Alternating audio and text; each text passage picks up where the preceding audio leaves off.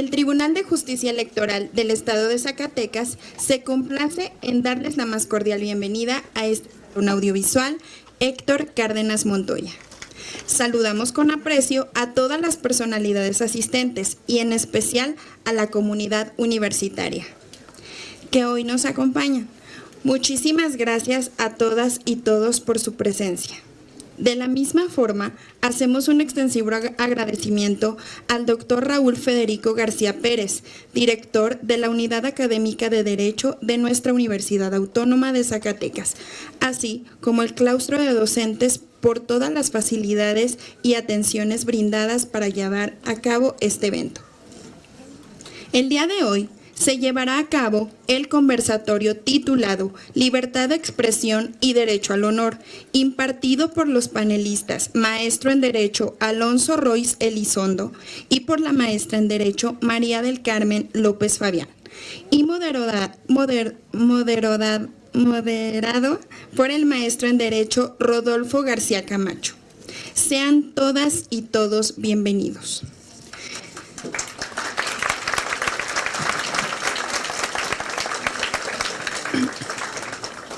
Sin mayor preámbulo, cedemos el uso de la voz a la magistrada del Tribunal de Justicia Electoral del Estado de Zacatecas, Rocío Posadas Ramírez, para que nos dé su mensaje de bienvenida.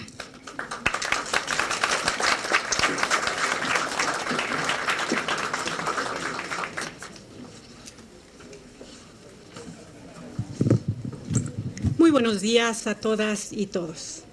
A nombre de quienes integramos el Pleno del Tribunal de Justicia Electoral del Estado de Zacatecas, les damos la más cordial bienvenida a este conversatorio sobre libertad de expresión y derecho al honor. Saludo con afecto y me permito dar la más cordial bienvenida también a nuestros excelentes panelistas, tres grandes exponentes y conocedores del tema. Mi querido amigo, el maestro Alfonso Royce Elizondo, bienvenido a Zacatecas. A mi querida amiga,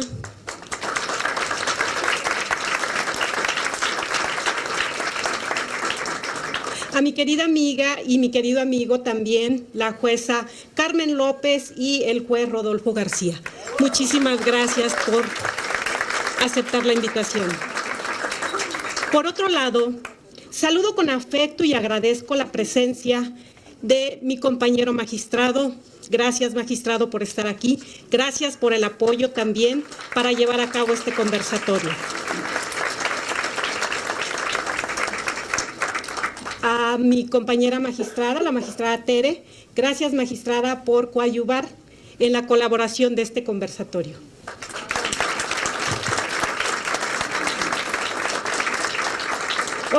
La presidenta del tribunal ofrece una disculpa por cuestión de agenda, no pudo acompañarnos. De igual manera, saludo con afecto a representantes de partidos políticos que siempre nos acompañan, a la exdiputada, gracias por acompañarnos y sobre todo agradezco.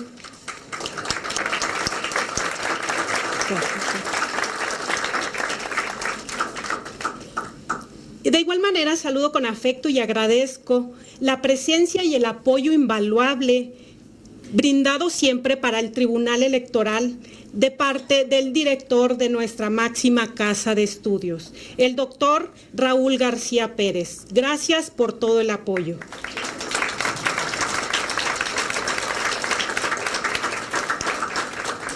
Y también agradezco la colaboración que nos han brindado los maestros Juan Manuel Rodríguez Valadez, el doctor Martín Cardoso, la maestra Delia Valadez, la maestra Fabiola Maldonado. Gracias por todo su apoyo y colaboración. De manera muy especial agradezco la presencia de la comunidad universitaria, así como al personal del propio tribunal y de las diversas instituciones que nos acompañan, así como de todos los presentes y quienes nos siguen por redes sociales. Por otro lado, y no quiero pasar desapercibido este momento, para también agradecer el apoyo del área de informática, del área de la Secretaría General de Acuerdos, de Administración, de Comunicación Social, todos del Tribunal Electoral, así como al personal de mi ponencia por su colaboración para llevar a cabo este conversatorio. Muchas gracias, compañeras y compañeros.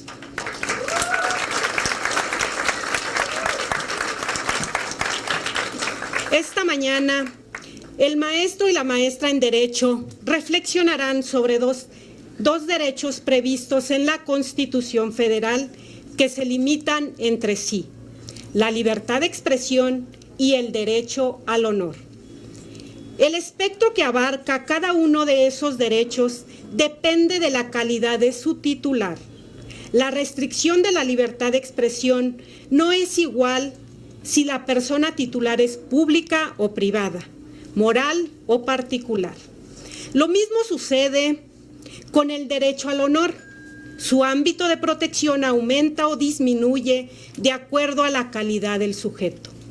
Pero no únicamente se tiene en cuenta la calidad del sujeto, sino además si se trata de información de relevancia pública o privada, o si lo que se difunde son hechos o bien opiniones de las personas que difunden la información o discurso. En efecto, el derecho no tiene la misma dimensión si se difunden hechos de relevancia pública respecto de un funcionario público a que si se trata de una opinión sobre una persona cuyo quehacer es del ámbito privado y carece de esa relevancia al referirse a su conducta, por ejemplo. Los hechos están sujetos a un estándar de veracidad, las opiniones no.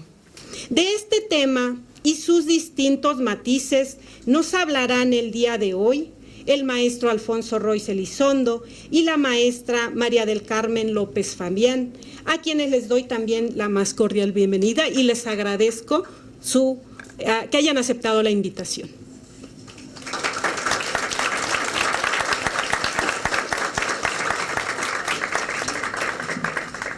Muchísimas gracias.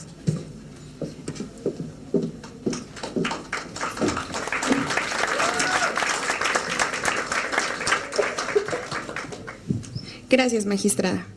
Ahora me permito leer una breve síntesis curricular del maestro Rodolfo García Camacho.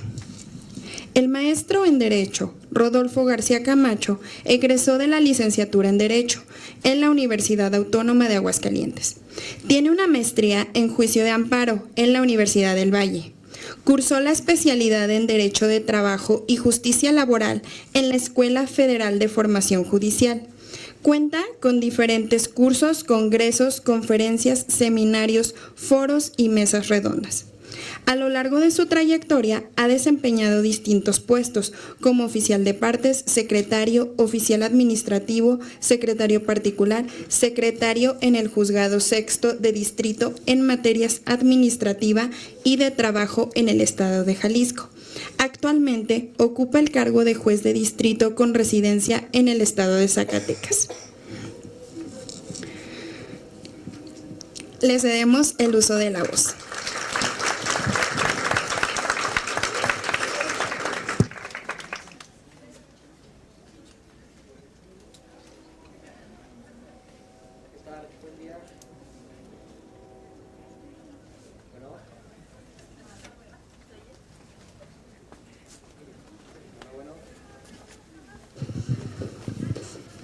Bueno, ¿qué tal? Buen día, ¿cómo están? Qué bueno. Primero voy a expresar también una semblanza curricular de los panelistas. Aquí presentes la maestra M.A. del Carmen López Fabián y del maestro Alfonso Royce Elizondo.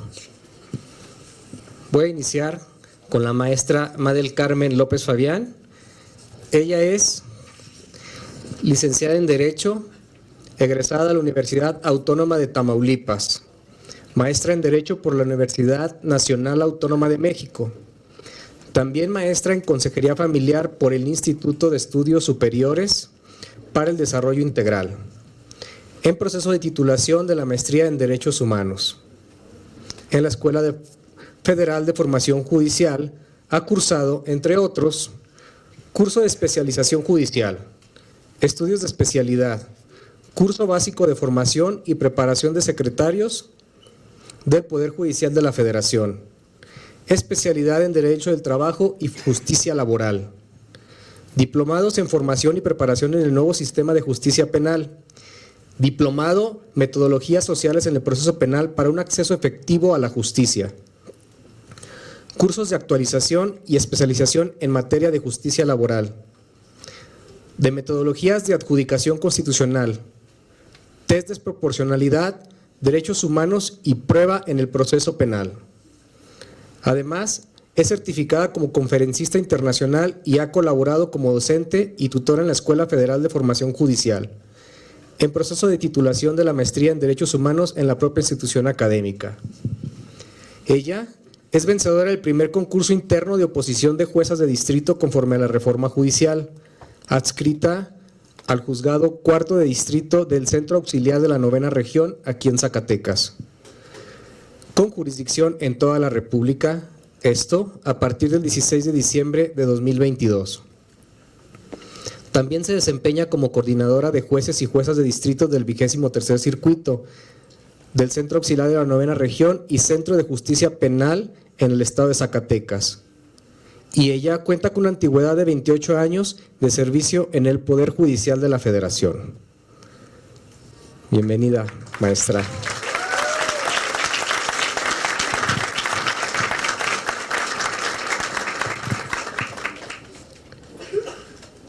El maestro Alfonso Royce Elizondo es egresado de la licenciatura en Derecho y Ciencias Sociales por la Universidad Autónoma de Nuevo León.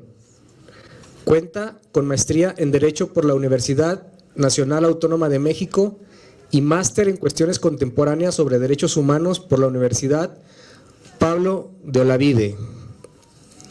En el Tribunal Electoral del Poder Judicial de la Federación se desempeñó como asesor de presidencia en la Sala Superior y como secretario de estudio y cuenta en la Sala Regional Monterrey y en la Sala Especializada. En el periodo de 2017-2024 se desempeñó como consejero electoral del Instituto Estatal Electoral y de Participación Ciudadana de Nuevo León. Actualmente es profesor de Derecho en la Universidad Autónoma de Nuevo León, la Universidad Metropolitana de Monterrey y la Universidad de Monterrey. Bienvenido, maestro.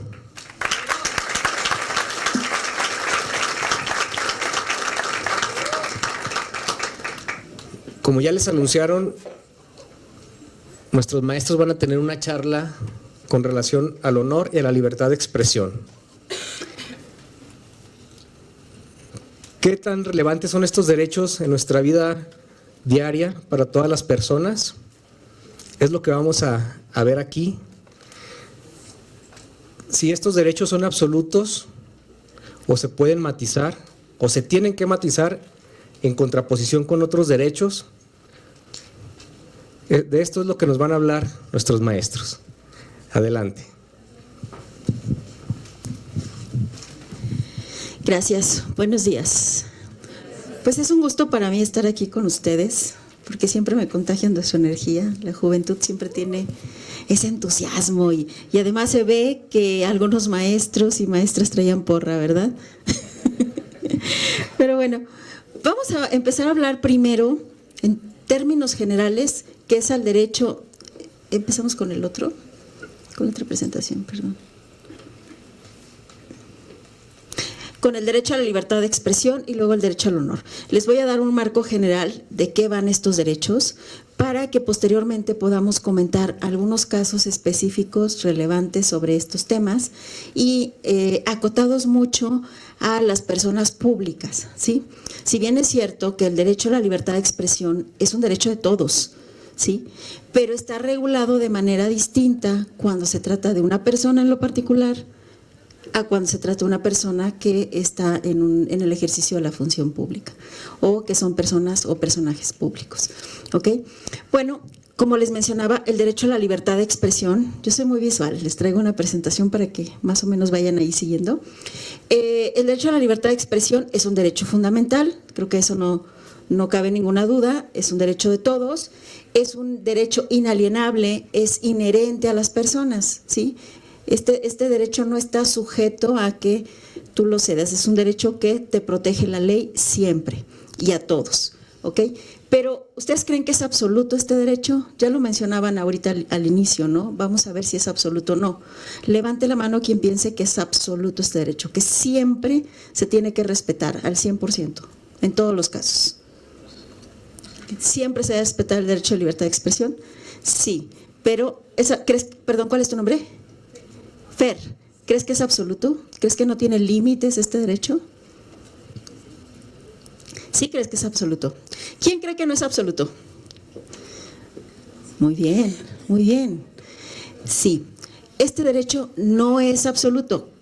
Acuérdense que los derechos fundamentales no son absolutos, tienen restricciones. Y casi siempre la restricción va a ir en función de las otras personas. En cuanto yo no afecte los derechos de otras personas, voy a poder gozar de este derecho. Pero es necesario regularlos, ¿verdad? Entonces, todos tenemos derecho a buscar información, a recibir información, a difundir información. Ya sea de manera verbal, como ahorita, yo les estoy difundiendo información, de manera escrita, cuando hacen publicaciones, por aquí había unos reporteros, ¿no? O ustedes mismos cuando escriben para alguna revista, algún artículo, bueno, lo hacen de manera escrita, difunden información y también a través de algo que ahora ha tomado gran relevancia, las redes sociales. A través de las redes sociales recibimos y difundimos información. ¿Están de acuerdo? Bien. Pero este derecho efectivamente tiene una amplia protección, pero al mismo tiempo tiene una restricción, aunque esta restricción va a ser mínima. ¿Cuál va a ser la regla? Que el derecho a la libertad de expresión se tiene que privilegiar siempre. Es decir, no podemos censurarlo antes. Sí va a haber unas reglas que lo delimiten, pero no puede ser sujeto a censura previa. ¿Sí? Adelante, maestro. Ok. ¿En dónde está este derecho? Constitucionalmente, el marco constitucional está en el artículo 6 y 7 de la Constitución, ¿sí? ¿Por qué? Bueno, el 6 garantiza justo el derecho de manifestación de ideas. Yo creo que esto lo pueden relacionar muy bien con la libertad de expresión. Y por el otro lado, el 7º que protege la libertad de escribir, publicar escritos, etcétera. O sea, libertad de prensa, lo que conocemos como libertad de prensa, ¿no? Que ahorita ha sido ya no nada más a través de la prensa, sino a través de muchos medios es que se difunde la expresión escrita. Adelante, por favor. Pero también tiene protección internacional y aquí está el marco convencional. El Pacto Internacional de Derechos Civiles y Políticos, la Convención Americana sobre Derechos Humanos, que reconocen este derecho de buscar, de recibir y de difundir información. ¿Va?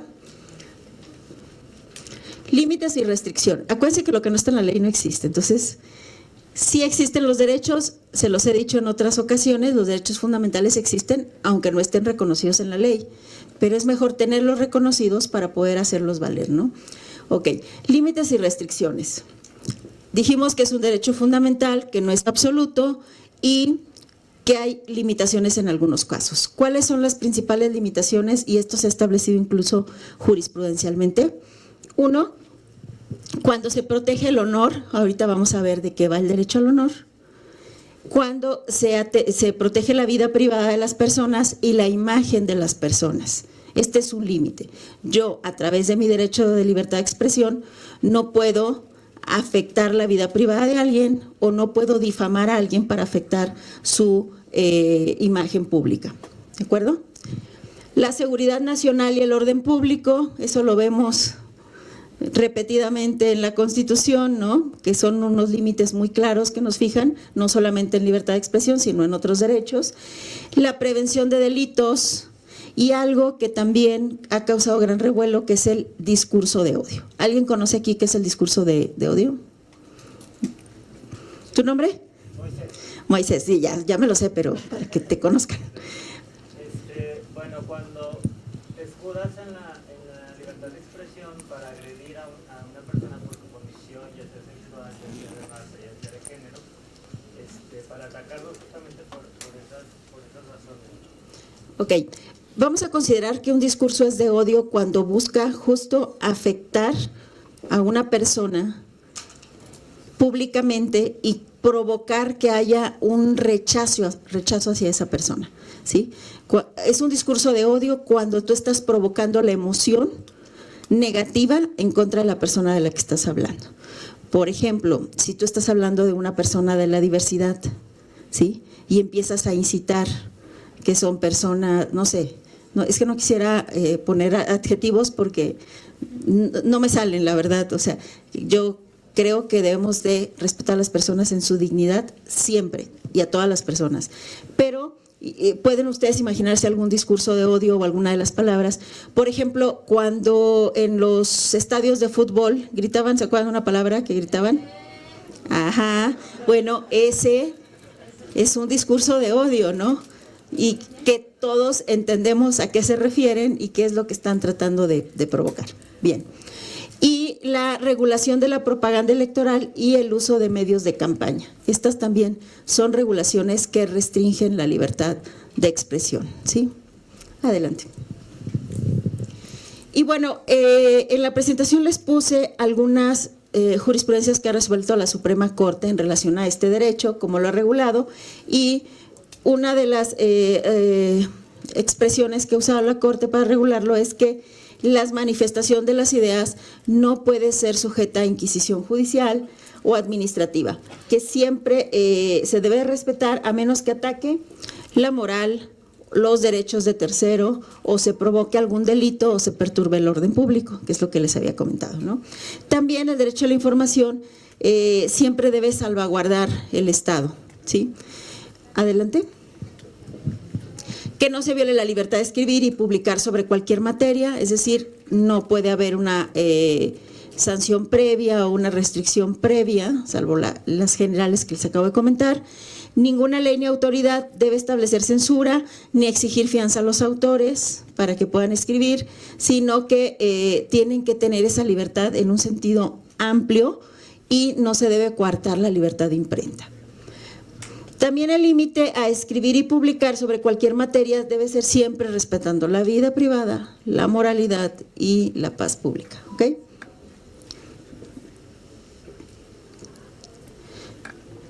Sí, perdón.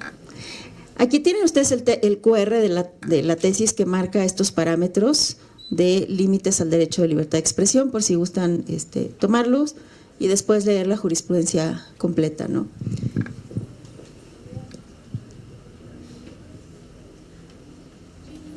Bien, adelante. Bueno, el derecho a la libertad de expresión tiene dos vertientes. La vertiente social o pública y una vertiente individual. Y es justo lo que vamos a comentar con el maestro Royce sobre la diferencia de estas dos vertientes. Evidentemente la individual es la que tenemos todos, con este derecho a recibir, difundir información en términos generales, pero también hay una vertiente pública que es pieza fundamental, y creo que por eso escogieron este tema en el Tribunal Electoral, porque es pieza fundamental para la democracia y para el Estado de Derecho, esta libertad de expresión en su vertiente política o pública. Adelante, maestro. Aquí se las defino justamente. ¿Cómo se constituyen estos dos tipos de libertad? Que es lo que les comentaba. Adelante. Y el código QR que establece estas dos divisiones del derecho de libertad de expresión. ¿Sí? Vamos. Y bueno, hay un concepto muy importante que ha definido la Suprema Corte de Justicia de la Nación. Y levánteme la mano si alguien conoce ¿qué es la malicia efectiva o la real malicia? ¿Alguien tiene alguna idea? ¿Lo han escuchado? ¿Alguien ha escuchado esa palabra, ese término? Real malicia o malicia efectiva. Bueno, este es un término que se utiliza para poder sancionar en la vía civil a las personas que causan un daño a un tercero con sus manifestaciones, ¿sí? Hace un uso de su derecho a libertad de expresión, pero ocasionan un daño a un tercero. Bueno, para poder sancionar a esta persona civilmente, tiene que reunir un requisito que la Suprema Corte ha retomado como real malicia o malicia efectiva. ¿Qué significa este término? ¿Quiere comentarlo, maestro Ruiz? Más adelante. Ok. Bueno, en esencia, lo que se requiere para que haya una sanción civil es que se haya difundido información que sea falsa, pero a lo mejor tú no sabías que era falsa. ¿Tú crees que si no sabes que es falsa, te pueden sancionar? ¿Quién piensa que es? Moisés, si yo no sé que es falsa la información, ¿me pueden sancionar? Aunque yo no sepa, yo no tenía conocimiento de que era falsa.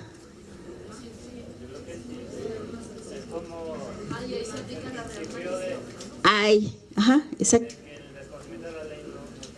Sí, pero justo ahí entra la real malicia o malicia efectiva. O sea, yo no sabía, ok, y estabas obligado a saberlo, estabas obligado a investigar si era cierto o no. ¿Fuiste negligente para investigar? Y ahí es donde aplica esta teoría o este estándar de malicia efectiva. ¿Tengo que verificar la veracidad de esta información? ¿Ustedes creen que tengo que verificarla? ¿Estoy obligado a no difundir información si no conozco que la fuente es fidedigna? ¿Sí? Bueno, de eso va justo la malicia efectiva. Y nos dice, en materia de libertad de expresión requiere no solo que la información difundida sea falsa, o sea, no nada más basta con que sea falsa, ¿ok? Sino que se haya publicado con pleno conocimiento de esa falsedad. O sea, es falsa, pero además yo sabía que era falsa y aún así la difundí. Ejemplo 1. Ejemplo 2. O que con total despreocupación yo no la haya investigado sobre su veracidad. O sea, lo desconocía, pero pues me valió. Yo la difundí, ¿ok? Y revelo así yo, y eso es lo que busca con esta teoría de malicia efectiva, es buscar si realmente yo tenía la intención de dañar, ¿sí? Si yo lo que quería era causar un daño a ese tercero, para que yo pueda ser sancionado, ¿ok? Si quieres avanzamos, vamos a retomar este tema de malicia efectiva, nada más les quiero dejar en términos generales de qué va. Y bueno, la libertad de expresión. Si al difundir información falsa, de acuerdo con la teoría de malicia efectiva, para demostrar la intención de dañar, se requiere acreditar que el informador sabía esta información, era inexacta o dudaba de su veracidad y aún así, con total despreocupación de verificarla, la difundió. Esto es la malicia efectiva, ¿ok? Aquí resume este concepto. Adelante. El QR de la tesis, por si la quieren leer después, si tienen interés en saber más sobre este concepto. Y adelante, maestro. Si quieres, nos adelantamos si quieres para allá. No quiero abusar del tiempo. Vamos a avanzar si quieres al siguiente, a lo que es el derecho del honor, que está íntimamente ligado con el derecho a la libertad de expresión. Incluso pudiéramos decir que van de la mano uno del otro. El derecho a la libertad de expresión y el derecho al honor. ¿Qué es el derecho al honor? Primero, también está regulado por el artículo 6 de la Constitución en cuanto al ejercicio de la libertad de expresión, pero además en el artículo 16 que garantiza el derecho a la intimidad y la protección de datos personales. Entonces, podemos pensar que el derecho al honor es una restricción también al derecho a la libertad de expresión, que están uno frente al otro. ¿De acuerdo? Moisés, ¿de acuerdo? Adelante. El derecho al honor es un derecho que todos ustedes tienen a tener una buena reputación, ¿sí? A que tengan frente a la sociedad una buena imagen, una buena reputación. Y esto implica que no sean desacreditados injustamente mediante expresiones públicas que hagan sobre ustedes, ¿sí? O sobre su vida privada. Que sean falsas, que sean ofensivas o que sean humillantes, ¿ok? Y esto, hoy en día, con todo esto de las redes sociales, pues es muy común, ¿no? Creo que en redes sociales incluso ya se resuelven juicios, ¿no? Ya se dictan sentencias, hay una sentencia en los medios de comunicación. Pero además las personas también hemos abusado de este derecho de libertad de expresión, afectando el honor de las personas, porque muchas veces las insultamos, las agredimos con algunas expresiones y afectamos la vida de ellas. Y yo creo que algunos de ustedes sabrán de casos que han llegado al extremo de que jóvenes o jovencitas se suiciden por lo que se publica en las redes y en los medios de comunicación, ¿sí? Entonces, esto no es cualquier cosa, o sea, es algo que tenemos que detenernos a analizar cómo está influyendo en la vida de las personas, cómo está afectando el hecho de que yo publique una información que sea ofensiva o humillante para otra persona, ¿ok? ¿Y esto qué afecta? ¿De qué estamos hablando? El honor, el derecho al honor, que está establecido en el artículo 6 y 16, ¿ok? Va, adelante. Bueno, hay protección legal para el derecho al honor, ¿sí? Código Civil Federal, que establece sanciones como el daño moral, cuando se afecta la reputación, la vida privada de las personas, y el Código Penal, porque en algunos casos esto puede constituir también un delito. También vamos a ver que hay, digamos, gradas para establecer qué tipo de sanciones proceden, ¿no? Cuándo procede una sanción penal, cuándo procede una sanción civil, o cuándo nada más un derecho de réplica. Adelante. Y bueno, México ha firmado tratados internacionales que protegen también este derecho al honor, que son Convención Americana y el Pacto Internacional de Derechos Civiles y Políticos. Adelante. Límite frente a otros derechos. Bueno, estos límites van a ir en función, y ya aquí ya vamos a entrar ahorita en materia, atendiendo a la naturaleza de la persona. Si la persona es pública o la persona es privada. Es decir, cuando es una persona privada, su derecho al honor, digamos que está protegido de una manera más amplia que si se trata de una persona pública, ¿sí? Una persona pública tiene una protección más reducida, ¿ok? El contenido del mensaje, vamos a atender si ese contenido es una opinión, ¿sí? Sobre una opinión o si es un hecho que se dio, ¿no? No es lo mismo emitir una opinión que hablar sobre algo, ¿sí? Y el interés público que haya sobre este tema, si es un tema muy mediático, eso también se va a tomar en consideración, y la veracidad o falsedad de las afirmaciones que estamos dando, ¿ok? Y bueno, de acuerdo a la jurisprudencia, como les decía, las personas públicas tenemos o tienen menos protección al derecho al honor que una persona privada. La libertad de expresión siempre va a prevalecer cuando se trata de asuntos de interés público. Si es un asunto de interés público, siempre va a haber justamente este interés público obliga a que se hable sobre ese tema. Y siempre que no haya mala fe ni falsedad, ¿sí?, en la información que se está transmitiendo.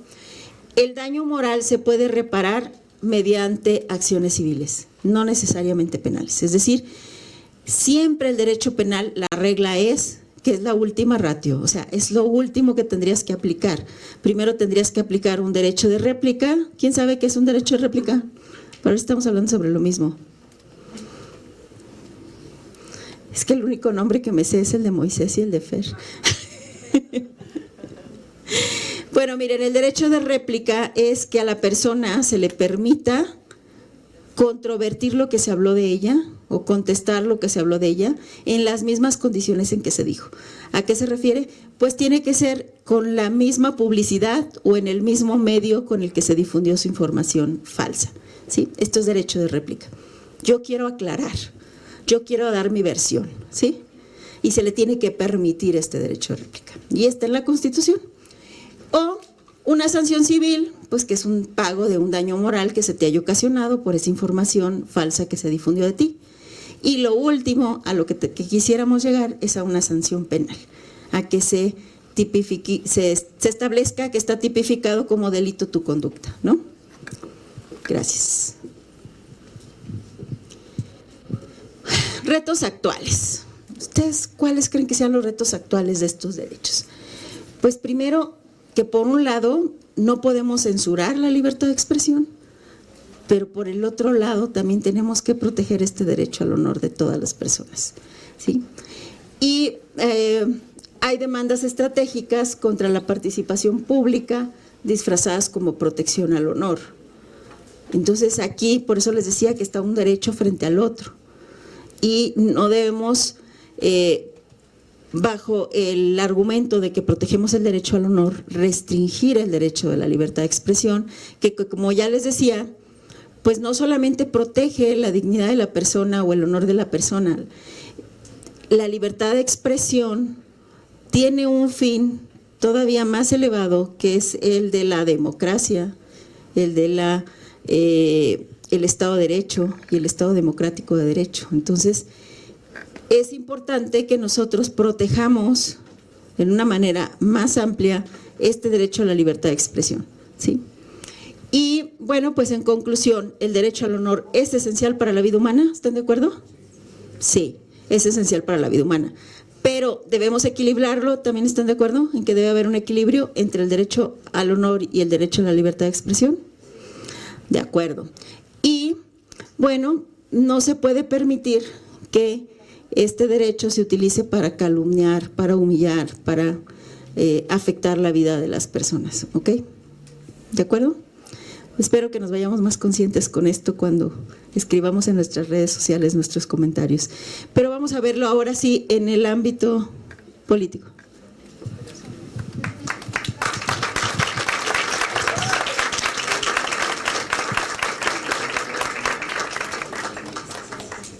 Bueno, la maestra Carmen nos ha expresado, informado a grandes rasgos lo que es el derecho al honor y el derecho a la libertad de expresión y las personas que están protegidas por estos derechos, ¿verdad? Son derechos humanos que tenemos todas las personas, personas privadas, personas públicas, incluso personas morales.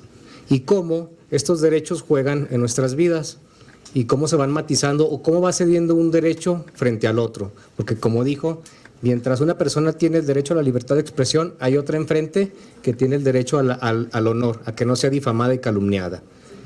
Y bien, ¿cómo estas sanciones se pueden, estas conductas, se pueden sancionar a través de la vía penal o bien de la vía civil? En la vía civil tenemos el derecho, daños contractual, la responsabilidad civil extracontractual, ¿sí? E incluso unas legislaciones ya han eliminado el delito o tipo penal de calumnia y difamación y lo han trasladado al derecho civil por el daño moral y la reparación de ese daño moral a través de estas acciones. Y todo ello nos va a explicar aquí el maestro Royce.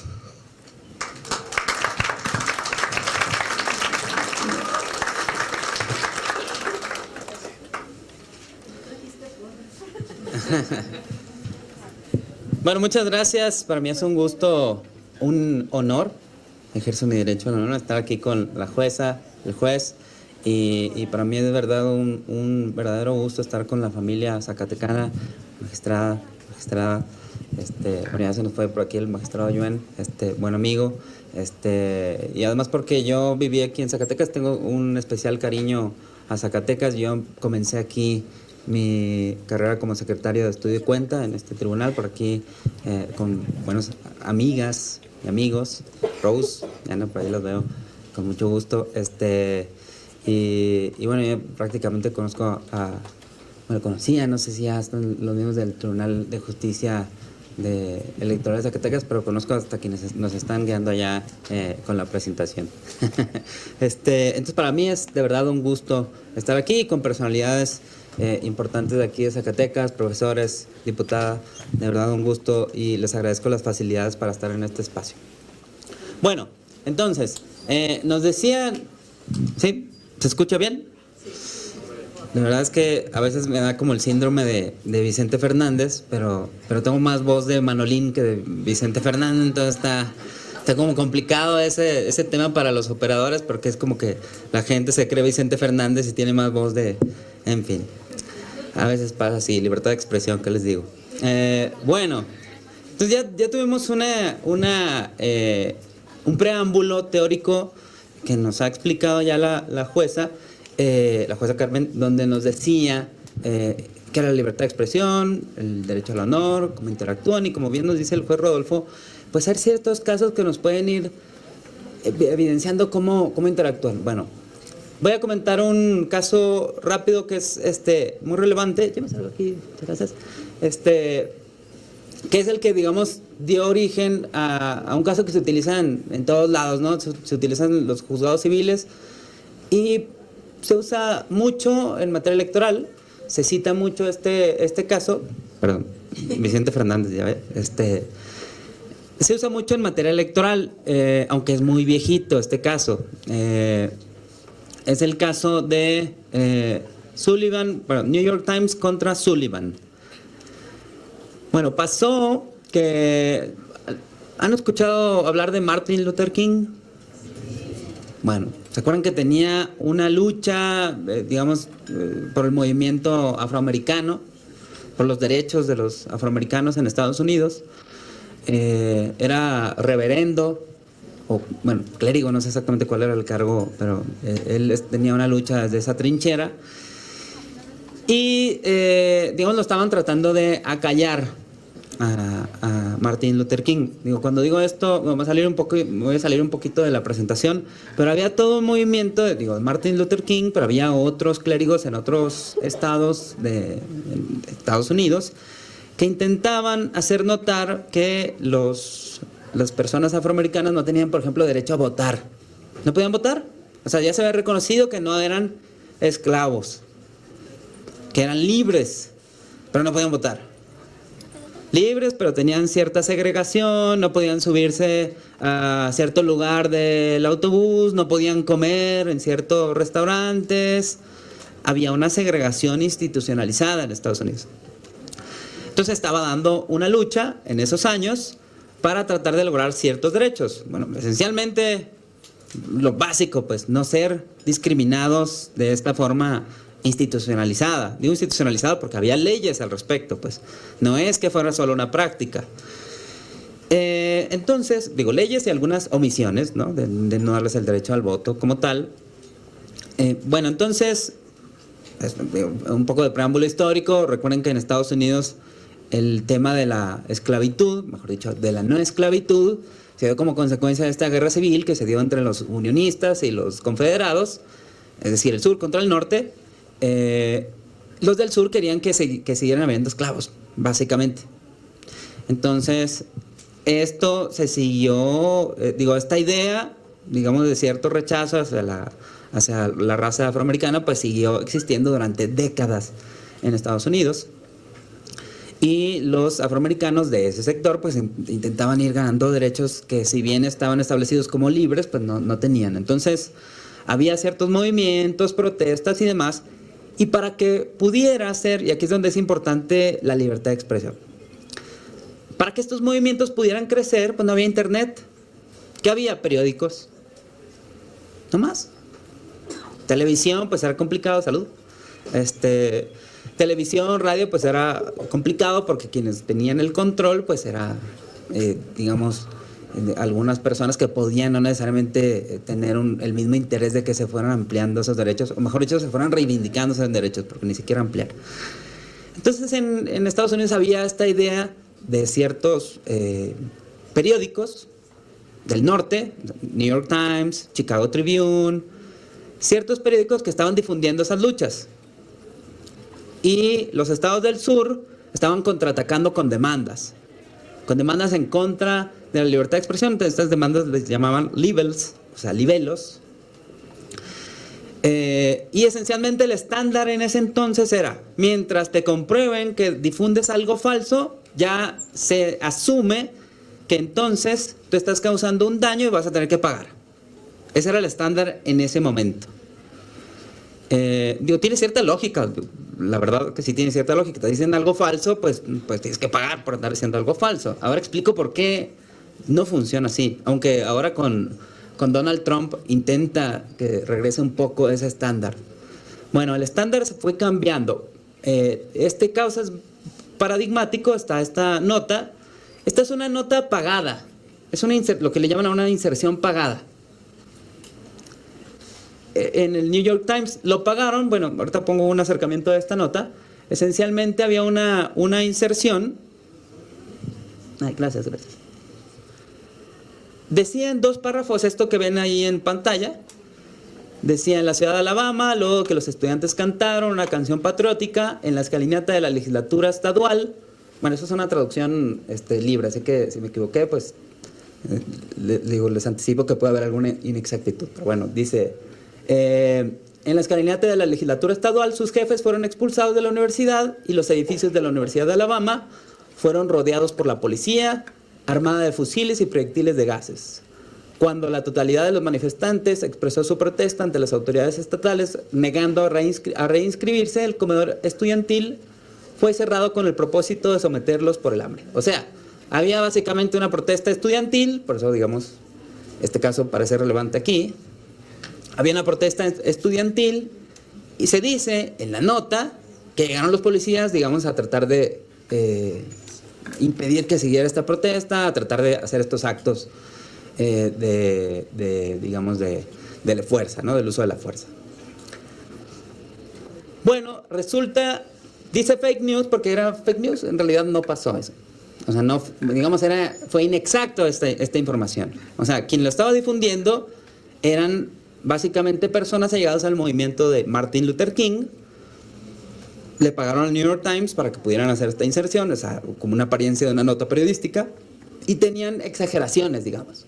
Exageraban eso, digamos, en el juicio no está en discusión que eso era exagerado. Era exagerado. O sea, el movimiento Martin Luther King exageraba la nota. Digo, para que se entienda, ¿no? Y luego decimos que si eso se puede o no se puede, ¿no? ¿Qué se exageraba? No cantaban la misma canción. O sea, no estaban cantando, decía ahí que estaban cantando una canción patriótica que era... pero no me acuerdo cómo se llama la canción, pero estaban cantando el himno nacional. No estaban cantando, no estaban con otra canción. Decía que les habían, que habían llegado con proyectiles de gases y los policías en realidad se habían mantenido afuera de las instalaciones de la universidad. O sea, nunca llegaron allá al comedor, por tanto no reprimieron esa manifestación. Dice que los habían encerrado en el comedor estudiantil, no los encerraron. Hubo gente que no quiso comer porque no permitían que se inscribieran personas afroamericanas. Entonces en protesta dijeron, no, pues no nos vamos a inscribir. En algún punto esos manifestantes, la mayoría, dijo, bueno, pues ya no se logró nada, se inscribieron y comieron. Dice ahí que habían arrestado 7 veces a Martin Luther King y lo habían arrestado 4, que habían intentado, que le habían levantado una bomba a su casa y habían casi matado a su esposa e hijo, y en realidad solo era la esposa, no el hijo. Digo, inexactitudes, ¿no? Bueno, entonces, el caso es que siguiendo este caso no es un caso aislado, no es un juicio aislado, siguiendo esta idea de poder establecer ponerles un alto a los periódicos para que difundieran esta lucha de derechos, los estados confederados, los estados sureños, empezaron a demandar a los periódicos. Este caso se dio en Alabama. El periódico del que estamos hablando es el New York Times. O sea, New York está arriba, Alabama está abajo. Hubo una centena de ejemplares que se difundieron en Alabama, que estuvieron disponibles, y había unos cuantos signantes de esa inserción pagada que eran clérigos de Alabama. Con eso, en Alabama, demandaron en Alabama para dejar el caso en Alabama. O sea, una publicación de Nueva York se estaba juzgando en Alabama. Les digo, había toda una intención de tratar de acallar estos movimientos. Sí tenían razón en cuanto a que había inexactitudes. Bueno, ¿qué dijo? Este caso pues se perdió en la primera instancia en el tribunal de Alabama, un juzgado en Alabama. Perdieron el libel, o sea, los condenaron por difamación, los condenaron a pagar una cantidad, fueron a la Corte Suprema de Alabama, los condenaron otra vez y luego fueron a la Corte Suprema de Estados Unidos. Cuando este caso llegó a la Corte Suprema de Estados Unidos, los estados sureños en conjunto ya tenían demandas que eran como de $600 millones. Entonces, estamos hablando de la década de los 60. O sea, traían toda una fuerza para tratar de impedir que se estuvieran difundiendo. Bueno, me voy a ir un poco rápido sobre este caso. Entonces, el caso es que en la Corte de Estados Unidos se preguntan esencialmente esto. Si hay imprecisiones, es una verdad jurídica en el caso, se da por sentado que así es. Hay imprecisiones. No se preguntan, oye, que si era que dice la sentencia, esto era inexacto. Ya está. La pregunta es, en un debate público, ¿se vale caer en inexactitudes o imprecisiones? Ahorita que les preguntaba la jueza, ¿tienen que acreditar todo en un debate público? Lo que dice la Corte de Estados Unidos es, el debate público es tan necesario que admite imprecisiones. ¿Por qué las admite? Porque es difícil tener la información corroborada de todo, pues. Si para el debate público solo se permite que se difunda la información corroborada y exacta, pues está bien complicado. Imagínense a un gobernador o un presidente, pues nunca lo van a agarrar. Está complicado, ¿no? Digo, un alcalde, diputado, quien quiera, ¿no? Está complicado porque es muy difícil tener información corroborada. Basta que caigas en una imprecisión, te atacan como atacaron en su momento al New York Times, paga una cantidad onerosa y pues ya no te quedan ganas, ¿no? Entonces la idea es que el debate público debe ser amplio, debe tener algunas expresiones que puedan ser vehementes, que puedan ser, digamos, que puedan caer hasta en el insulto, básicamente, contra ciertas personas. Ojo, es el debate público. Debate público, esta parte es relevante. Es decir, contra qué ciertas personas decían, ¿qué tipo de personas? Personas públicas. No entro demasiado en el tema conceptual de personas públicas, pero pensemos en personas públicas en dos categorías: funcionarios públicos y personas de la farándula. Son los casos parecidos de la farándula. O sea, Bad Bunny, ahorita les voy a poner tal cual, les voy a poner ahorita un caso de Paulina Rubio. Espero que este caso se vuelve muy viejo y ya me da un poco de vergüenza cuando hacen con estudiantes porque muchas veces no conocen a Paulina Rubio. Pues. Lo siento, no tengo un caso de Bad Bunny. Este caso de Paulina Rubio es famoso por su contenido jurídico, pues. O sea, hay artículos sobre este caso de Paulina Rubio, es el que con ese vamos a terminar. Pero entonces son los que se parecen: funcionarios públicos, funcionarias públicas y farándula. Los criterios son muy parecidos. Alguien decía, oye, pero ¿por qué andan comparando? Porque a esos los ubican en la categoría de persona pública. No entro en la disputa de si deberían o no deberían, qué sé yo. Así está la cosa, ¿no? Es decir, así funciona aquí en México, en Estados Unidos, en Europa y en Timbuktu. Las personas públicas son esos, funcionarios públicos y farándula.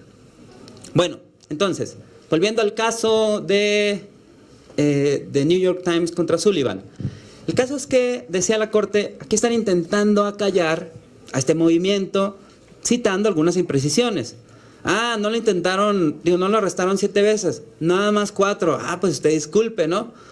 No intentaron, no estuvo a punto de morir su hijo, nada más su esposa. Usted disculpe. Tampoco es para tanto, ¿no? O sea, no estaba la policía dentro de la universidad, estaban afuera. Tampoco es que sea, o sea, no es tampoco una exactitud. O sea, habrá que ver también el caso de la inexactitud en la que se cae. Pero bueno, no me meto en ese tema porque ese es otro aspecto relevante. Entonces, ahorita el caso es que para el debate público se permiten imprecisiones. Es así. En México, en Estados Unidos, en España, en Costa Rica y no sé, en Nicaragua y en Venezuela, no lo sé. No sé si en Vietnam funciona así, pero al menos en ciertos países de cierta tradición es así, se permiten inexactitudes. Es decir, la idea es que sea vigoroso el debate, pues. Porque también imagínense O sea, que no puedan criticar, no sé, una determinada obra que esté sucediendo aquí en Zacatecas, no quiero entrar en polémica cuál, pero que tengan que tener todos los datos para poder criticar eso, pues. O que alguien esté a favor o en contra de la privatización de petróleos mexicanos, pues. ¿Quién va a tener información sobre eso, pues? Se necesita ser muy, muy, muy especializado y aún así terminas por no saber bien si es bueno o es malo privatizar. Está bien difícil, pues, o sea, es más, hay actuarios así que tienen doctorados y doctorado sobre doctorado y uno dice que sí y el otro dice que no. ¿Quién está diciendo la información exacta? Pues, entonces se permite que en el debate público haya esas imprecisiones, esas inexactitudes, porque esencialmente la libertad de expresión es la base de los movimientos que luego pueden generar algunos cambios democráticos. Bueno, entonces, el caso de The New York Times contra Sullivan terminó diciendo que a veces se permite que haya ataques severos, desagradables hacia el gobierno. O sea, digamos, tampoco espero que no me vayan a subir a TikTok, pero en términos coloquiales, o sea, tienes que aguantar vara, dicen en mi pueblo, ¿no? No me vayan a subir, por favor. Entonces, eres funcionario público, te tienes que aguantar. ¿Eso parece aceptable? En principio, todo el mundo diría, no, pues sí. ¿Quieres ser funcionario público? Aguántese. Bueno, habrá que ver, ahorita empiezo a ver otros temas, ¿no?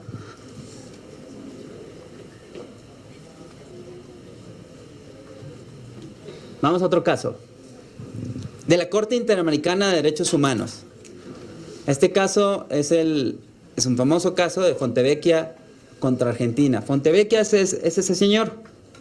Es algo así como un López Dóriga en Argentina. López Dóriga creo que también se quedó un poco viejo mi ejemplo, pero bueno. Veo que algunos entendieron. Bueno,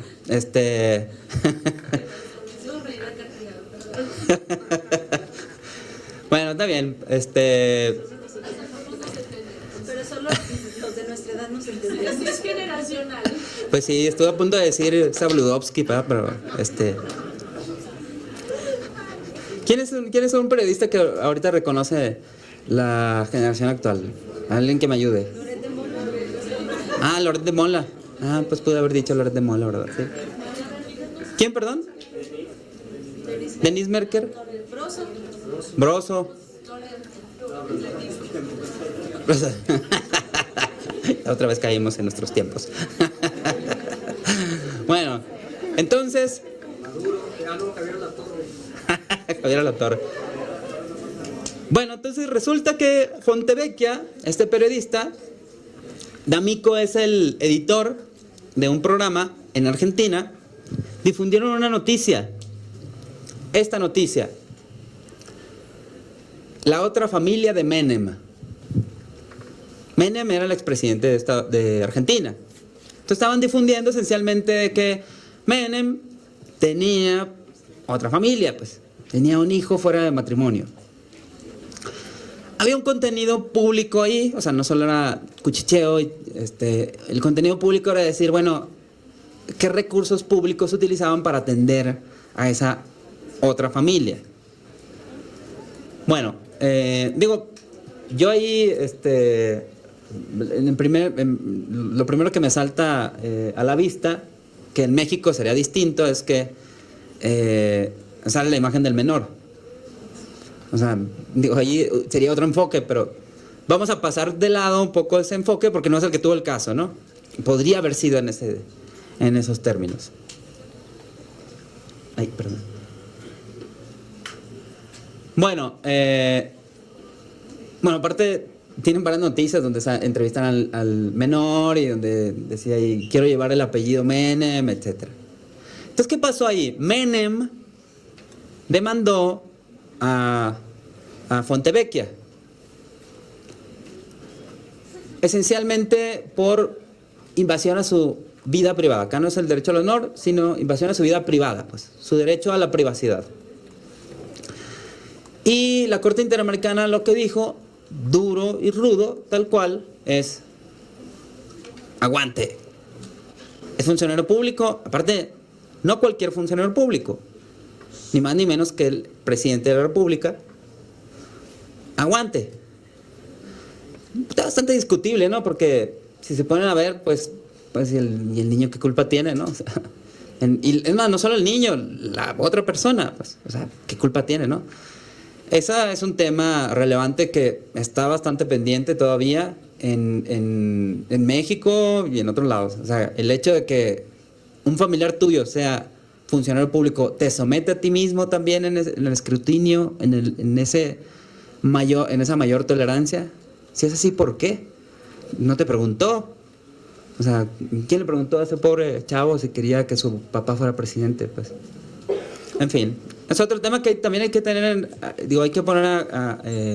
hay que tener en consideración. Es decir, uso estos casos yo ordinariamente para explicar que, bueno, en el derecho, todos son estudiantes de derecho, ¿verdad? Bueno, en el derecho seguramente ustedes ven al principio esta idea de Hart, de la imprecisión de la teoría de la imprecisión de la norma o de la predictibilidad de las consecuencias jurídicas. Esencialmente nos lo cuentan así, o me lo contaban a mí así. El derecho tiene un núcleo de certeza y tiene una zona de penumbra. O dichos por otros, hay casos fáciles y casos difíciles.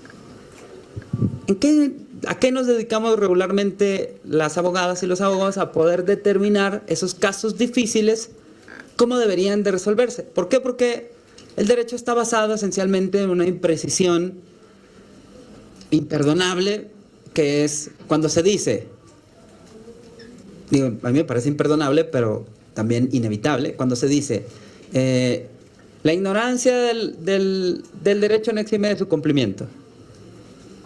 ¿Cómo? ¿Por qué no? O sea, ¿de verdad todos los agentes de derecho conocen todo el derecho? Si no lo conoces, ¿cómo lo vas a cumplir? Es ilógico, ¿no? Pero no hay de otra, pues es un mal necesario, no hay más. ¿Por qué es así? Porque es un mal contingente. Porque la opción sería, bueno, usted no acate lo que no conoce. Pues sería el caos. En fin, entonces, dado que eso es así, que el derecho está basado en ese terreno farragoso, en ese terreno, perdón, no farragoso, pantanoso, en ese terreno difícil, es una imprecisión imperdonable, pero no hay de otra, pues. Dado que es así, el trabajo de las abogadas y de los abogados es tratar de achicar esa zona de penumbra, tratar de alumbrar lo más que se puede la oscuridad. O sea, ¿qué pasa si hago esto? ¿Y qué decimos los abogados? Depende. Pues está cañón, ¿no? O sea, imagínense cómo. Entonces, ¿qué hago? Pues hazlo y luego vemos qué onda.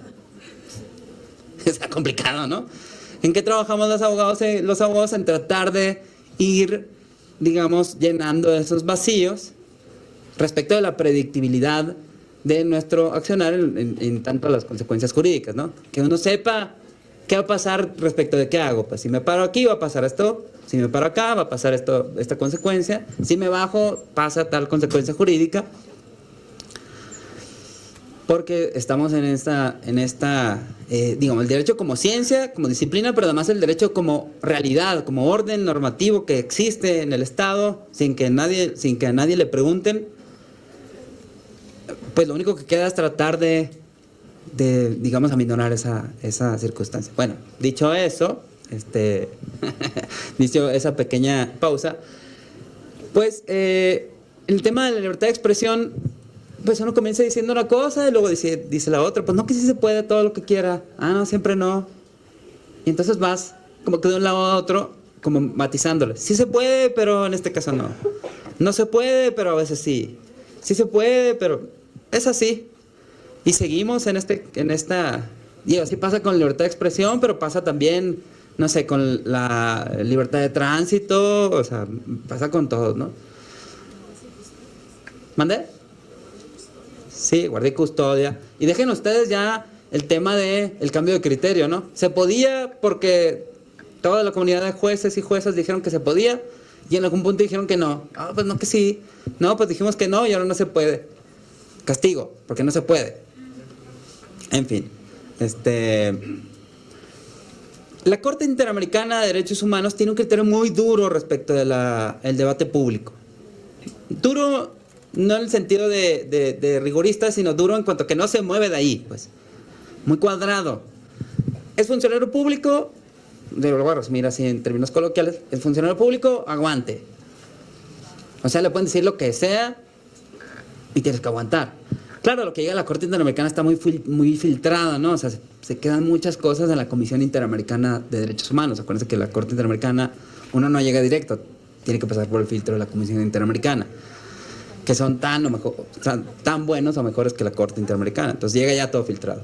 Entonces el punto es que la Corte dice, incluso en este caso, decían que el presidente tenía que haber aguantado que difundieran la imagen de su hijo. A mí me parece, honestamente, no tan buena esta sentencia, aunque la sentencia iba más en el caso de que condenaron a una cantidad muy alta por esa noticia, pues. O sea, era más en otro orden. Tiene otras cosas interesantes de este caso de Fontevecchia que no voy a platicar, como que la desacataron. O sea, la Corte dijo una cosa y la Corte argentina dijo no, muchas gracias. Ese es otro caso relevante. A quienes les interesa la Corte Interamericana, vean este caso de Fontevecchia. Creo que es el caso que tiene más sentencias, porque está la sentencia principal, lo de cumplimiento y de cumplimiento y de cumplimiento, en fin. Bueno, entonces llegamos ahora sí a el caso de Bad Bunny, de Paulina Rubio. Paulina Rubio, para quienes no saben, para quienes no la han escuchado, resulta que en nuestra juventud era muy famosa. Tuvo muchos éxitos. ¿Cómo cuáles éxitos era?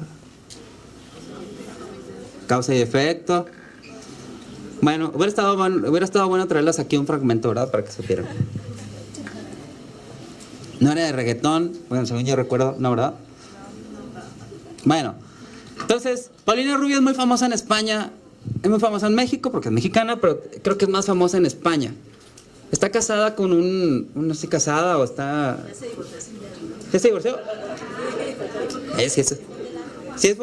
¿En serio? A ver. Sí es famosa, ¿eh? ¿Ustedes sabían eso?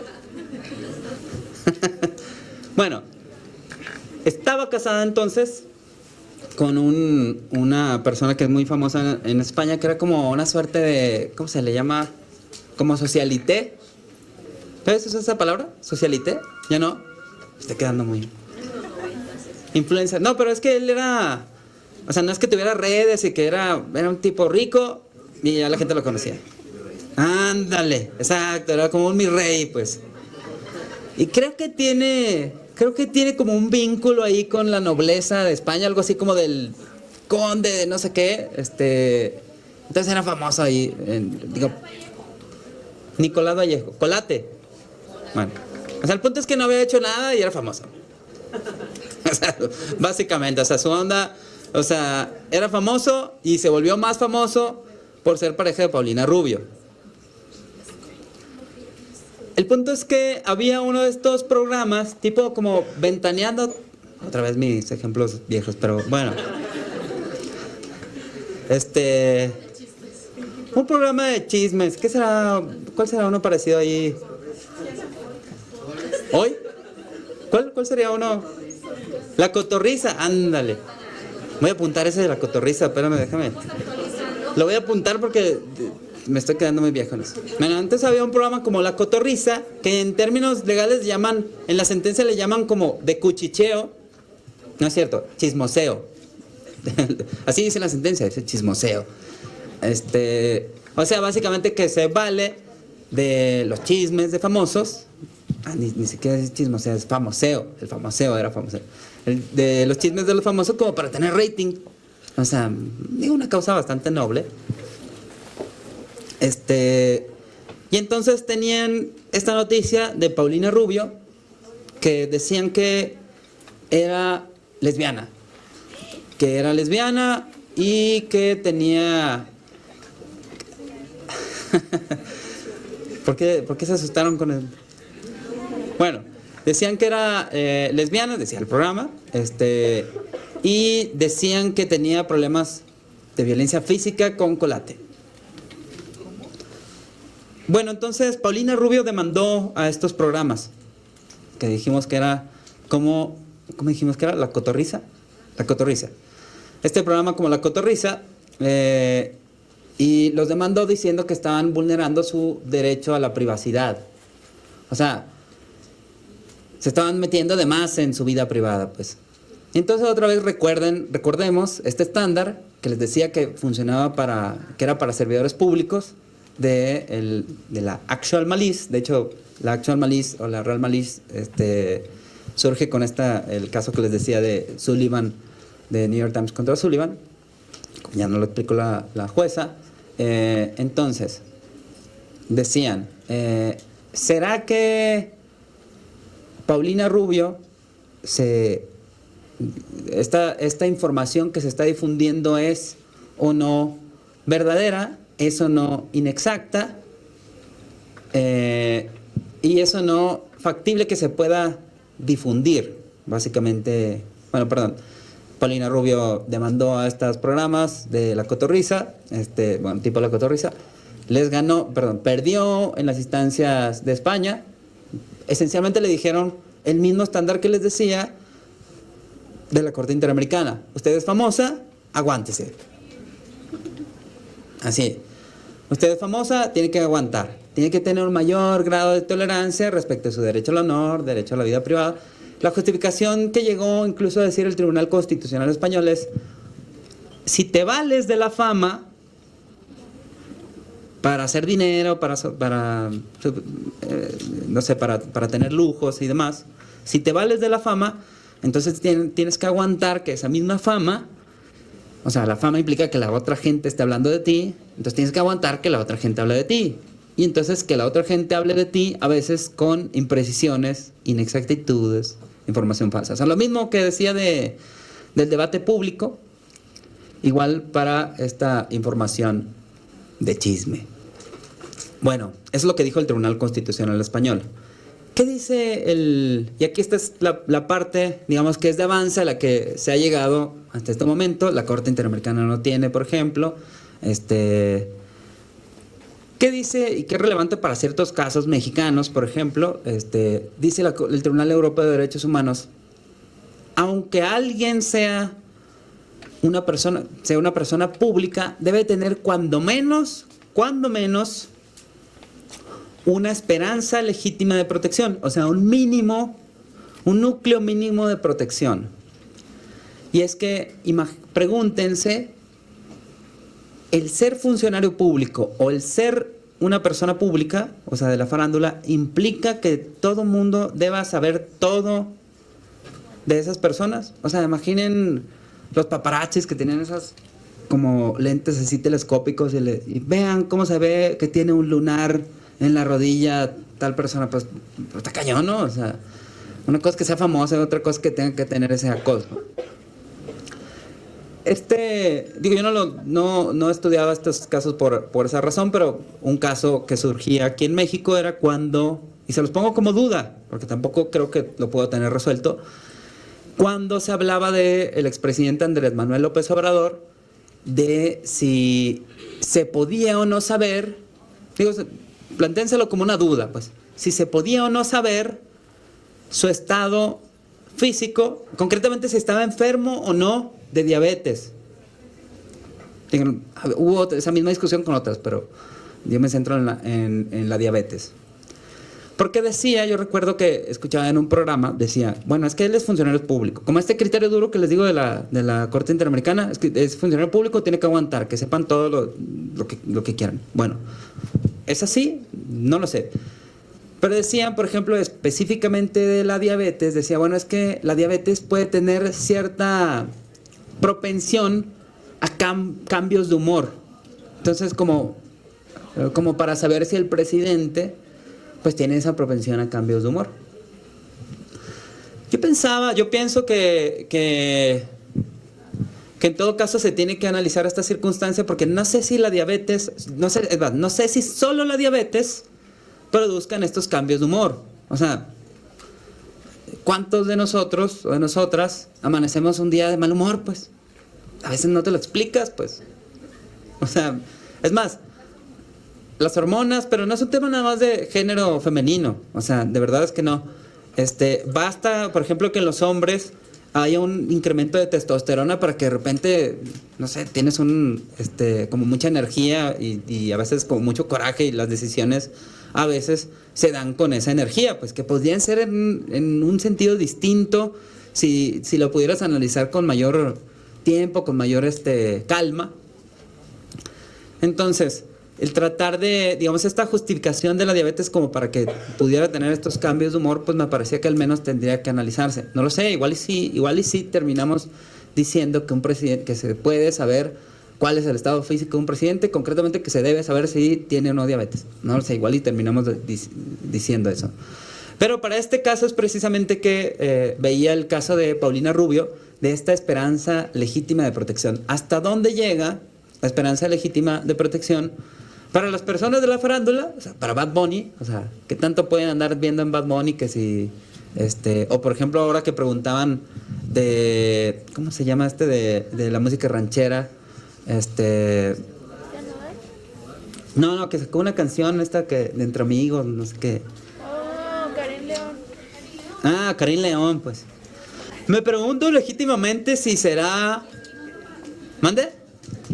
Me pregunto legítimamente si será válido, con este mismo criterio, si será válido o no que se pueda, digamos, sacar provecho de las noticias respecto de su preferencia sexual, sea en un sentido o en otro, pues. Me pregunto si será válido eso, pues. Porque una de las defensas que decían que también me parece que era una buena defensa, una de las defensas que planteaban en el caso de Paulina Rubio, decían, ella se vale de su sexualidad para hacerse famosa. O sea, a ella le preguntan, oye, tal actriz, qué guapa. Espero que tampoco esté grabando eso, pero entonces que ella como hacía un cierto coqueteo público con las mujeres, entonces decía, oye, pues si tú coqueteas públicamente con las mujeres, entonces ¿cómo no quieres que digan que eres lesbiana? Ese era el razonamiento, no es el mío. Ese era el razonamiento. El Tribunal Europeo dijo, pues ella puede coquetear con quien quiera, ¿no? O sea, básicamente, eso no significa que la puedan estar diciendo que es lesbiana, o que no es lesbiana, o que es, lo que quiera, ¿no? O sea, esa parte es suya, pues. Si ella la quiere difundir, pues ella sabrá. Pero es suya. Bueno, entonces, en este punto es que hemos llegado a vean cómo esta fluctuación entre la libertad de expresión, el derecho al honor, el derecho a la privacidad, no es, cuando les decía ahorita de lo de los casos de los núcleos de certeza, la zona de penumbra, hay mucha zona de penumbra en estos casos. O sea, pregúntense, ¿qué tanto se puede saber de un funcionario público? A ver, una cosa es el presidente, pero imagínense que ustedes les dan una plaza de oficial judicial. ¿Será que ya por eso todo el mundo lo puede? Imagínate que puedan dar un paparazzi detrás de ustedes, que puedan difundir que es funcionario público o funcionaria pública, que sea magistrada de algún tribunal, que pues sea, digo, no estoy dando ideas, ¿no? O sea, que sea jueza, juez, ¿será que tienen que resentir y aguantar todo? ¿Será que es así, diputada? O de verdad tienen que aguantar todo, o que alguno de ustedes se vuelva influencer, por ejemplo, que se vuelva persona pública. ¿Ya en ese caso tienen que aguantar todo? Esa parte no está resuelta. De verdad hay casos en un sentido y en otro. O sea, es decir, lo que en este punto quiero comentar es que esta zona de penumbra por la que luchamos para tratar de ir reduciéndola estaba todavía bastante grande. O sea, hay muchos casos todavía que hay que verse, pues. O sea, todavía estamos mucho en el depende. En el depende. ¿Y de qué depende? Pues de muchas cosas.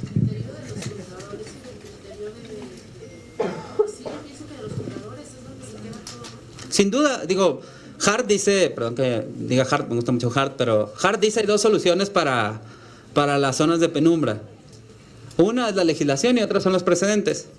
O sea, bastaría que un legislador diga, este caso se va a solucionar así.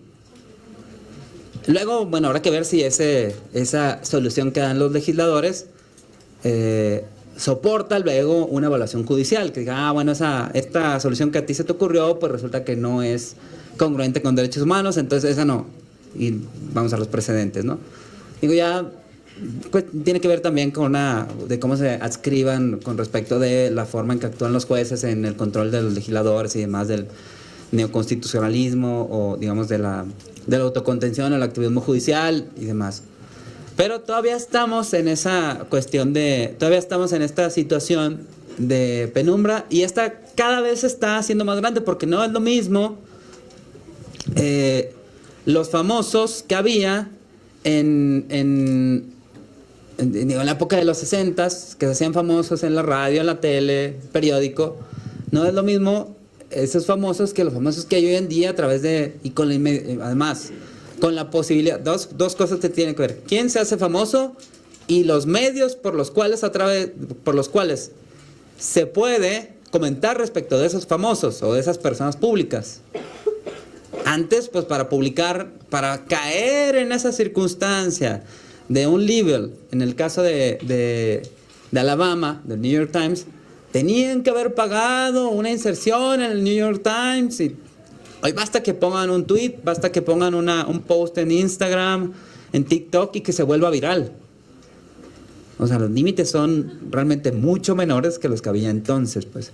Por tanto, podría ser incluso mayor la necesidad de que se analice qué tanto se puede, digamos, con la libertad de expresión, se puede entrar también a socavar un poco el derecho al honor o a la privacidad de las personas públicas.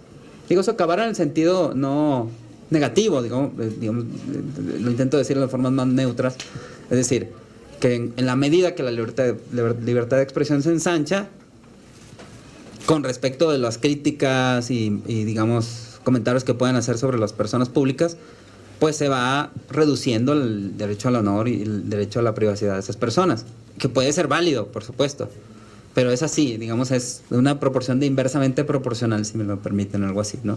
O sea, es inversamente proporcional. Entonces, se los dejo eso como preguntas, yo con eso concluyo como dudas, yo con eso concluyo mi exposición, quedo a sus órdenes para dudas o planteamientos. Gracias.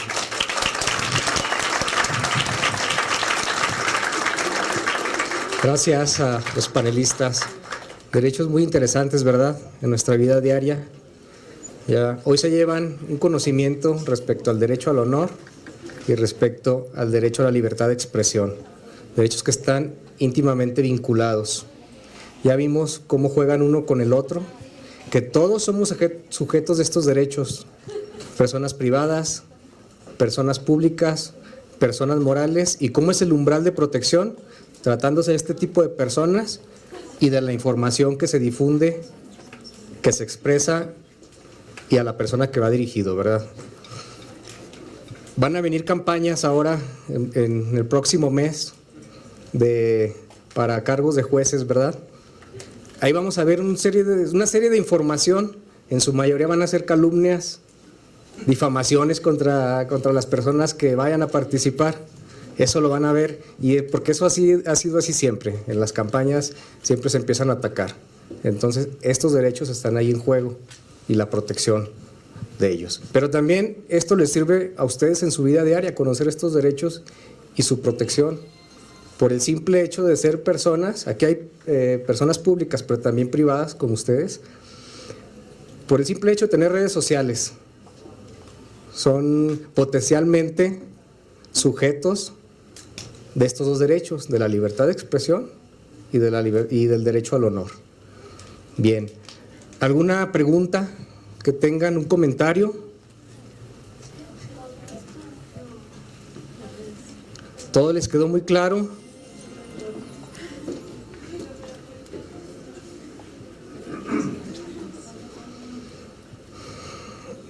Adelante. Gracias, juez. Bueno, pues primero felicitarles, reconocerles. Me voy a sentar para no darle la espalda a los compañeros estudiantes. Y definitivamente, comentaba maestro, yo le hice la observación de que queda en el criterio de los juzgadores. Pero definitivamente todos estos dos temas tan importantes de la libertad de expresión y el honor sobre todo, queda en el criterio. Yo pienso que necesitamos una sociedad basada en el respeto para que podamos evitar transgredir los derechos de los demás. Entonces, creo que eso sería muy importante y pues ahora que tenemos jóvenes acá, digo, ustedes van a empezar campañas, no sé quiénes vayan a campaña de los jueces locales, federales, pero va a ser bien importante que estemos todos atentos, sobre todo los estudiantes que estén hoy atentos al uso de estas nuevas tecnologías y que pues que cuiden esa parte, ¿verdad?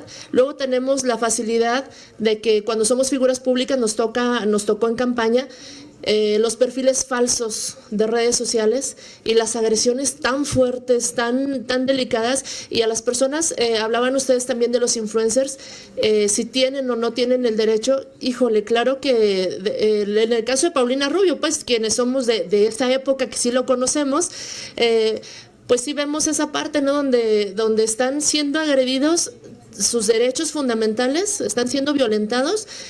Y tenemos que esperar a que alguien nos diga que está mal, que estemos insultando, que estemos criticando el actuar de una persona. Si es lesbiana o no es cosa que a nosotros no nos importa. Eso es parte de su vida privada, y no tendrían por qué las personas de la comunidad LGBTQI+, no tendrían por qué darle explicaciones a nadie de si son o no son y de cuáles son las preferencias. Creo que eso tendría que quedar muy privado y por otra parte sí ser muy respetuosos de cómo emitimos nuestra comunicación hacia afuera, ¿no? Sí quiero decirlo, debo decirlo, lo digo con mucho respeto. Quien empezó una de las agresiones fuertes y calumniosas fue el gobernador hacia una de nuestras juezas, ¿no? Y creo que no está bien, eso es la parte que ya no está padre, y como figuras públicas tenemos que cuidar mucho nuestro discurso para no lastimar los derechos de los demás. Muchas gracias. Gracias. ¿Alguien más? Bueno, adelante. Esperando no abusar del tiempo. Quisiera conocer su opinión respecto a un evento muy reciente.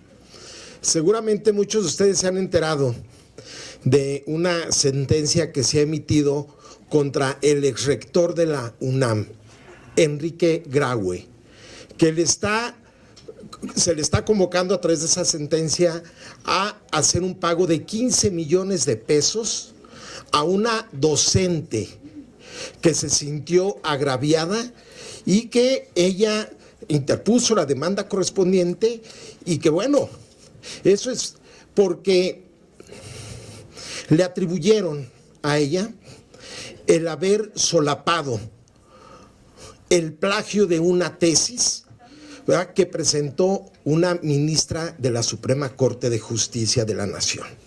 Fue un tema muy mediático, compañeros. El pasado mes de febrero ya se dictó de sentencia y están obligando a este señor, junto con al director de la Facultad de Estudios Superiores, Plantel Aragón, a que haga un pago aproximado de 15 millones de pesos. ¿Por qué? Dicen, afectó el honor y la reputación de la docente, que incluso fue despedida de su trabajo. Quisiera conocer su opinión a los ponentes, pero no sin antes agradecer que se hayan tenido a bien acudir a este espacio a compartir sus experiencias.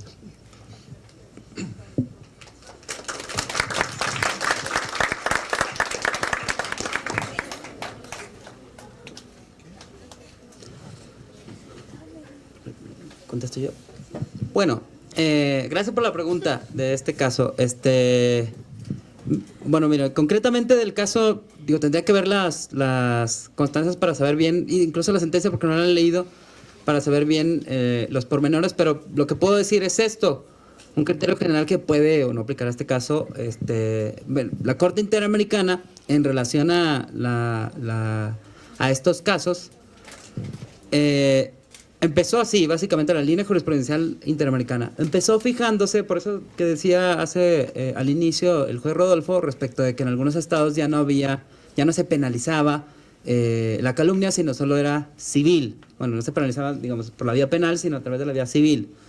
Porque se estuvo difundiendo durante algún tiempo esta idea de que la Corte Interamericana decía que no se debía establecer sanciones penales. La Corte Interamericana dice que no debe haber sanciones excesivas.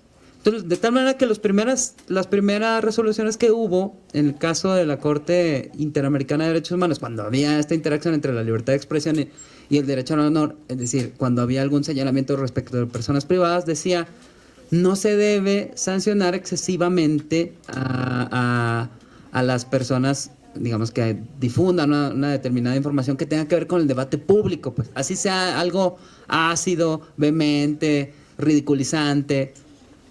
No se le debe sancionar, no debe haber una sanción excesiva.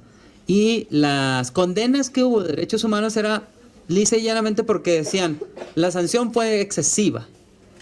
No se ponían a ver si era o no correcta la sanción, decían que era excesiva. Decía la Corte que, o sea, no es que estuviera prohibida la vía penal, pero digamos podría traer como consecuencia que fuera excesiva.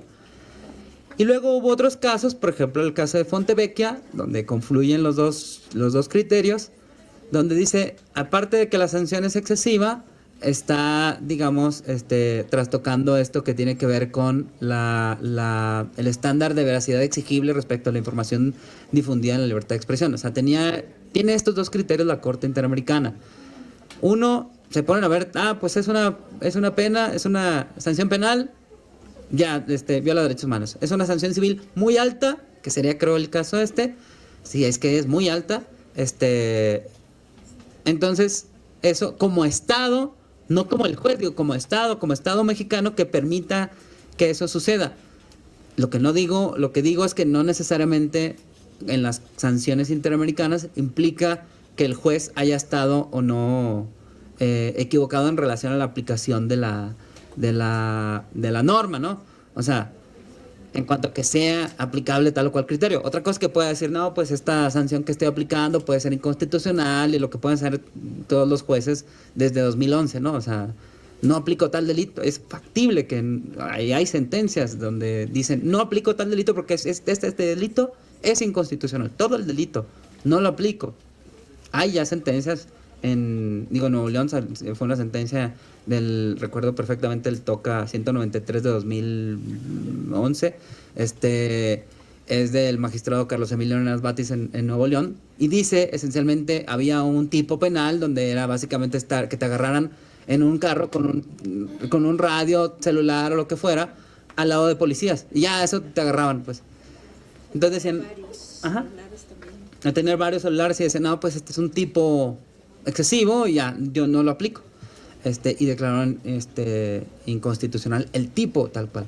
Entonces, podría ser en esos términos que en un tipo penal pueda ser inconstitucional o inconvencional, o que una determinada sanción, a pesar de que cumpla con los estándares que estén establecidos en una determinada legislación civil, sea correctamente aplicada en cuanto a que cumpla ese estándar, pero que resulta que es inconvencional. Siguiendo este estándar que le acabo de decir de estos casos en la Corte Interamericana, todos los casos que se han presentado respecto de sanciones altas han sido inconvencionales en los primeros casos. Después ya la Corte ya no se mete siquiera, necesariamente en eso.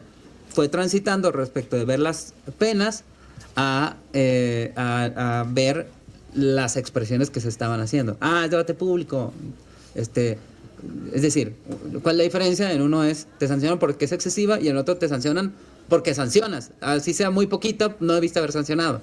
Me explico la diferencia entre una y otra. Entonces, así está el estándar interamericano, que es el que puedo comentar respecto a este caso en específico. Y ya en su momento se verá. Creo que está en la instancia local, ¿no? Creo que está por el momento en la instancia local. Habrá que ver cómo pasa, si sigue escalando en las instancias federales, en las instancias extraordinarias, y en su momento si es que llega a una instancia internacional, una instancia interamericana, aunque para eso falta bastante tiempo digo, o sea, no sé, 6, 7 años, 8, no va a pasar pronto. No ha pasado, no pasa actualmente y no va a pasar. La Corte Interamericana no se pronuncia pronto. Esa no va a pasar. No va a pasar respecto de muchos temas. Es así. Bueno.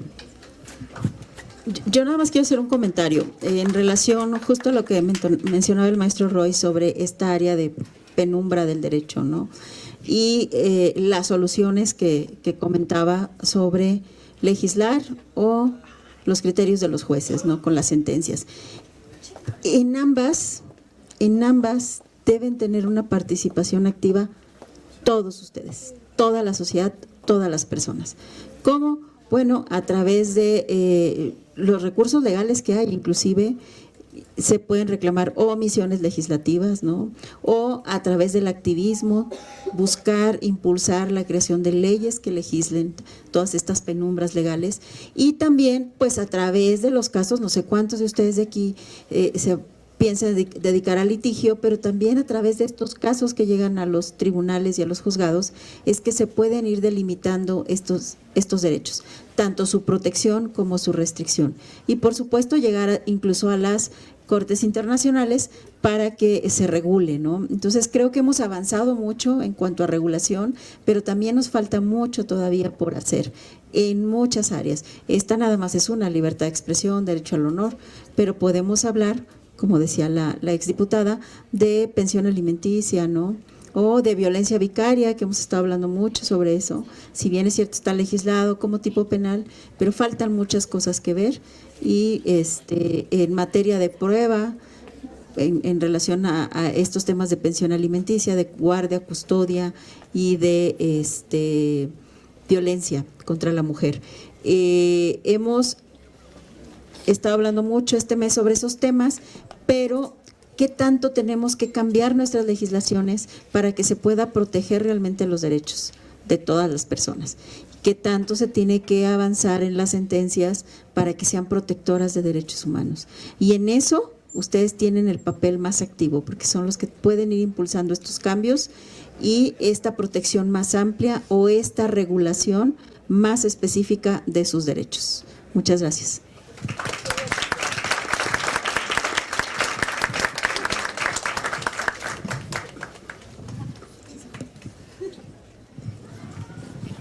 Muchas gracias.